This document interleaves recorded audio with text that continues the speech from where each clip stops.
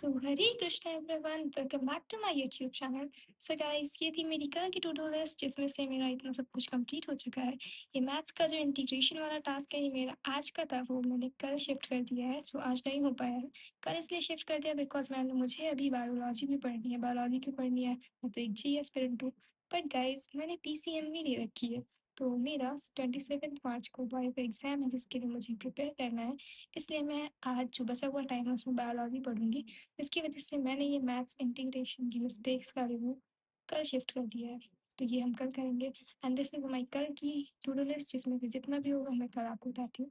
So what is the agenda of our today's video? तो guys, आज की video में हम लोग बात करने वाले हैं कि मॉक टेस्ट में मार्क्स कैसे इंक्रीज करें। सो गाइस, मॉक टेस्ट में मार्क्स हम लोग को कैसे इंक्रीज करना चाहिए, ये मैं इसलिए बता रही हूँ बिकॉज मेरे खुद मॉक टेस्ट में पहले बहुत कम आते थे। बट अब मेरा मॉक टेस्ट में अच्छे स्कोर बनने लग गया है। और अब लास्ट टू टेस्ट में मेरे 99 परसेंटाइल भी आ चुकी है। 190 200 क्रॉस कर 200 टच कर रहा है मेरा मार्क्स।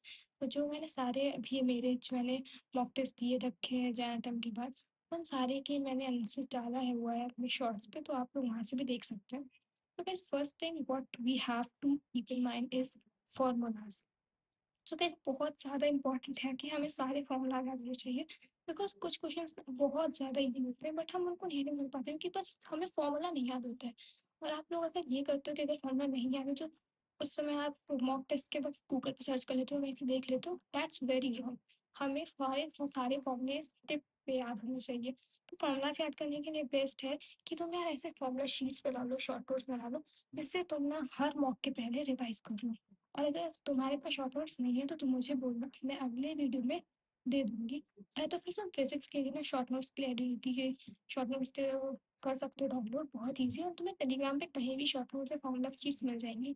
तो तुम हर मॉक के पहले ना जो चैप्टर के सबसे ज़्यादा फॉर्मूला भूलते हो ना, वो प्लीज़ एक बार रिवाइज कर लो। और उसके बाद मॉक टेस्ट में ना, मॉक टेस्ट देते वक्त सबसे ज़्यादा इंपॉर्टेंट क्या होती है कि आप लोग जैसे हम लोग कोई भी मॉक टेस्ट दे रहे हैं, अचानक से कोई क्वेश्चन कैसा, हम उस पर ही अटके रह जाते हैं, आगे बढ़ते ही नहीं, जिसकी वजह से हमारा पूरा मोमेंटम खराब हो जाता है, हमारा आगे का भी बर्बाद रह जाता है।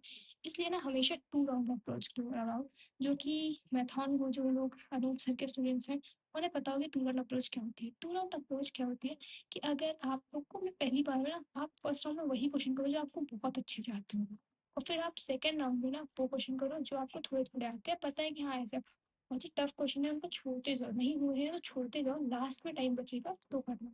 और सबसे पहले हमें फर्स्ट में सोचो एकदम पता है कि हो ही जाएगा वो करना है। सेकंड में जो थोड़ा थोड़ा आता है अच्छे से एकदम नहीं कंफर्म है वो करेंगे। और थर्ड राउंड में अगर जो टफ है उनको आखिरी में देखेंगे। और जैसे कि टाइम का रहता है तो हम लोग को ना पहले ही टाइम फिक्स कर लेना चाहिए। जैसे कि मैंने फिक्स करा हुआ है 40 minutes for chemistry, and for physics I have allotted 50 minutes and the rest 90 minutes for mathematics. Like not 90, I usually guess 80 minutes to mathematics and last 10 minutes for rechecking. But अगर ये 10 minutes में इधर भी होते तो ठीक है।